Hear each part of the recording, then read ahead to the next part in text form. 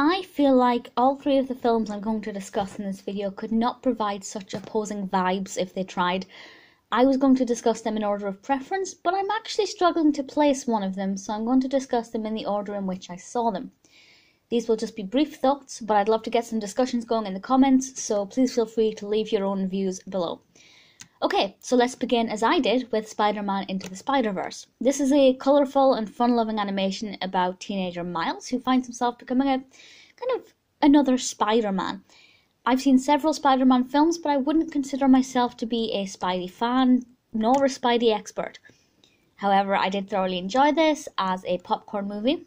It was popping with colour, and the comic book style animation was incredibly pleasing. The narrative was fairly well executed, with our protagonist's journey alongside Peter Parker's roles developing at a reasonable rate.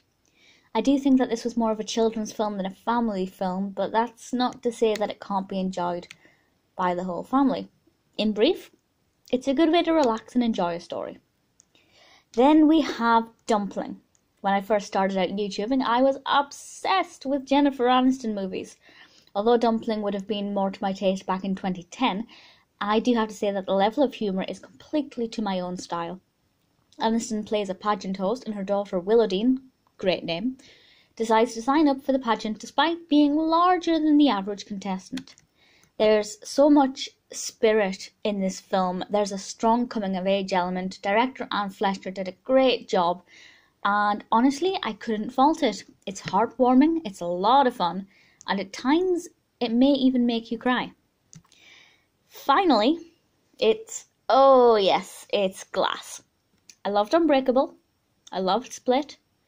Did I love Glass? I don't know. I'd say that my opinions about Glass are split, but they're not Unbreakable. I think on second and third viewings, I'd enjoy it more.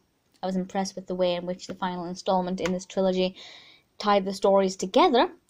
Kevin wasn't as thrilling here as he was before, but David Dunn was really engaging. Sarah Paulson was great. M. Night Shyamalan is one of my favourite directors, and while this isn't one of his greatest films, I do think it handled the twists well, albeit a little intensely at times. Yes, Glass was good, but not without its scratches. So there we have it.